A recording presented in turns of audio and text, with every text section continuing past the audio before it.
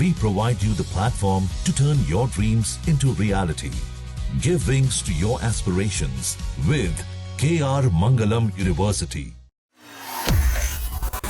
पश्चिम बंगाल समेत 5 राज्यों में विधानसभा चुनाव का रिजल्ट कल आया, लेकिन इन सब में सबसे ज्यादा चर्चा बंगाल विधानसभा चुनाव के परिणामों पर ही हो रही है। जिस तरह 15 सालों की टीएमसी की सत्ता को उखाड़ फेंकने के बाद भाजपा ने पहली बार बंगाल में अपनी सरकार बम्पर तरीके से बनाई, उस पर जहां बीजेपी के कार्यकर्ता जश्न मना रहे हैं, वहीं दूसरी तरफ टीएमसी की नेता ममता बनर्जी मुख्यमंत्री पद से इस्तीफा देने से ही इनकार कर चुकी हैं। उन्होंने साफ कह दिया कि मेरे इस्तीफे का सवाल ही नहीं है, हमें चुनाव हराया गया है। अब इससे यह साफ है कि आने वाले कुछ दिनों तक बंगाल की सियासत और ज्यादा गर्माने वाली है और बेहद दिलचस्प भी होने वाली है। लेकिन बंगाल पर चर्चा सिर्फ भारत में नहीं बल्कि भारत के पड़ोस में भी खूब हो रही है।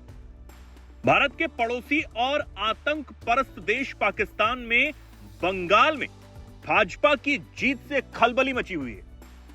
पेशे से अपने आप को पत्रकार और राजनीतिक एक्सपर्ट बताने वाले पाकिस्तान के कमर चीमा ने भड़काऊ बयानबाजी की। उन्होंने सोशल मीडिया पर एक वीडियो में कहा कि भारत का मैप भगवा रंग में रंग गया है, मोदी का नैरेटिव जीत गया है, अब भारत पाकिस्तान का युद्ध बहुत विनाशकारी होगा। आगे उन्होंने कहा कि भारत के 72% जमीनी इलाके और 78% आबादी पर नरेंद्र मोदी और बीजेपी का कंट्रोल है। इसका मतलब यह है कि भारत और पाकिस्तान की लड़ाई अब कोई नहीं रोक सकता। जंग, राष्ट्रवाद, धर्म, ये उनकी ताकत है। बीजेपी खुद को मजबूत कर चुकी है और अब हमें समझ लेना चाहिए कि भारत के साथ हमारी जंग वहीं से शुरू होगी जहां पर खत्म हुई थी। आगे उन्होंने कहा कि प्रधानमंत्री नरेंद्र मोदी की हवा बन गई है और उनकी कहानी जनता में लोकप्रिय हो गई। इस दौरान वीडियो में ऑपरेशन सिंदूर में भारत से बुरी तरह हार चुके पाकिस्तान की झूठी शेखी बगेरते हुए ये कहा कि पाकिस्तान ये समझ चुका है कि अब वो प्रधानमंत्री नरेंद्र मोदी को वो सब नहीं करने देगा जो वो करना चाहते हैं। पाकिस्तान कहता है कि अब हर कीमत पर हम नरेंद्र मोदी को कड़ी टक्कर देंगे। यानी कि पाकिस्तान में जोरों शोरों से बंगाल में हुए सत्ता परिवर्तन की चर्चा हो रही है। जिस तरह बीजेपी को बम्पर जीत बंगाल में हासिल हुई है, उससे शायद पाकिस्तान में खूब दर्द हो रहा है। वहीं दूसरी तरफ पाकिस्तान के अखबार डॉन में भी एक ओपिनियन लेख लिखा गया और बंगाल चुनाव नतीजों पर चर्चा हुई।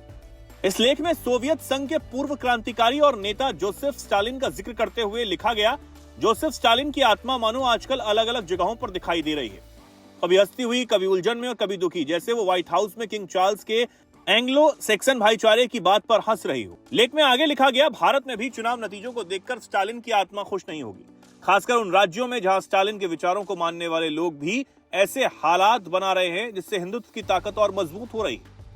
यानी इसमें वामपंथ के गिरते हुए ग्राफ को लेकर चिंता जाहिर की गई। आगे लिखा गया, स्टालिन ने कभी सोचा भी नहीं होगा कि भारत में उनके समर्थक ही एक दिन हिंदुत्व की ताकत को बढ़ाने में मदद करेंगे और उनका कांग्रेस विरोध हिंदुत्ववादी ताकतों के समर्थन में बदल जाएगा। हालांकि ये तो रही पाकिस्तान में हो रही चर्चा, लेकिन दूसरी तरफ भारत में भी खूब घमासान मचा हुआ है। ममता बनर्जी प्रेस कॉन्फ्रेंस कर जो कह रही हैं कि वो इस्तीफा नहीं देंगी, इस्तीफा देने का तो सवाल ही नहीं उठता। ये कितना मुमकिन है, ये आने वाले वक्त में पता लगेगा। हालांकि नई सरकार के गठन की तैयारियां अब तेज हो चुकी हैं। एक बड़ा मैंडेट भाजपा को बंगाल में हाथ लगा है, लेकिन इसके बावजूद भी ममता बनर्जी हार मानने को तैयार नहीं। अब आप बंगाल की सियासत पर क्या कुछ राय रखते हैं और पाकिस्तान में मच रही खलबली पर क्या कुछ कहना चाहते हैं, कमेंट सेक्शन में जरूर लिखें।